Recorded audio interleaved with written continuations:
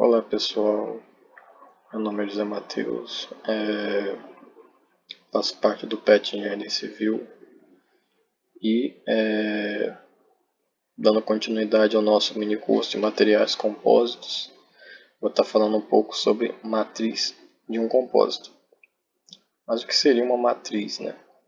Nós vimos que um material compósito ele basicamente é formado de um reforço e uma matriz. E como exemplo disso, nós temos aqui nessa imagem, né, o concreto armado. O concreto armado é um exemplo bem claro de material compósito, onde nós temos aí como reforço a brita e como matriz, né, a areia e o cimento.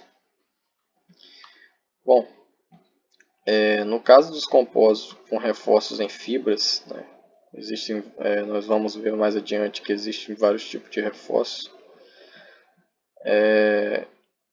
A fase matriz apresenta variadas funções, né? Ou seja, a matriz ela serve para ligar as fibras, né, para unir as fibras. Atua também na distribuição da tensão ao longo dessas fibras, né? Se você aplicar uma força, né, no material compósito, a matriz serve para distribuir essas tensões e também serve como uma proteção para essas fibras, tá pessoal? Como proteção. Como exemplo disso, né, voltando lá no concreto armado, quando você tem uma coluna de concreto, você tem ali como reforço, né, os vergalhões, que são barras de ferro, né, em formato cilíndrico, de aço, perdão.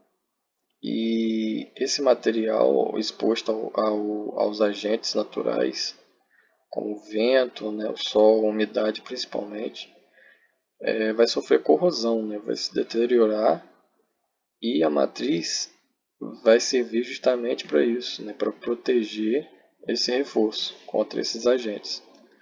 Então é mais aí uma função que as matrizes têm. Bom, as matrizes podem ser de três tipos, né? Temos as matrizes poliméricas, as matrizes metálicas e as matrizes cerâmicas. Aqui algumas aplicações delas, né? Nós temos aqui uma raquete de fibra de vidro, né? De frescobol, onde nós temos uma matriz polimérica, né? Eu acredito que o reforço aqui seja, no caso aqui, fibra de vidro. Temos aqui também lâminas de alumínio e uma moto matriz cerâmica aqui. Bom, o termo polímero provém dos radicais poli e mero, que se refere a um material formado pela múltipla repetição de um determinado radical químico. Polímero, pessoal, nada mais é do que um conjunto de várias partículas menores que são chamados monômeros. Monômeros são, na da química, são hidrocarbonetos, né? E os polímeros eles são comumente conhecidos como resinas. E aí nós temos dois tipos de resina, né? Temos as resinas termorrígidas e mais adiante vamos ver também que temos as resinas termoplásticas. As resinas termorrígidas são aquelas que, ao sofrer um aquecimento, se mantêm fixas, né? Ao invés de adquirir plasticidade, elas podem ser destruídas, como ocorre aqui nessa imagem. Esse efeito aqui de quebradura, como se fosse casca de uva, né? As resinas termoplásticas são aquelas que, ao sofrerem, né, um aquecimento, elas são moldáveis, né? Elas são plásticas. Temos aqui o pó com a solução e formando a argila, né? Ela é moldável e fica maleável no caso, sendo uma resina termoplástica. Aqui nós temos alguns exemplos, né, de resinas termoplásticas.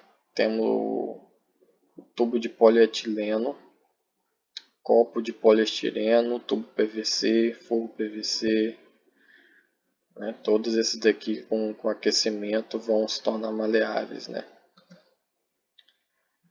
E como exemplo aí, né, de resinas termoplásticas usadas na engenharia, nós temos aqui, né, quem nunca viu aí na garagem do carro do apartamento, essa tela aqui de policarbonato, né, para proteger do sol. Ela é um exemplo de compósito que possui uma resina termoplástica. Temos aqui as capas de fio flexível, né, também. Bom, temos também, pessoal, o mais comum, né, que nunca ouviu falar, o epóxi e o poliéster, que são dois exemplos de resinas termorrígidas.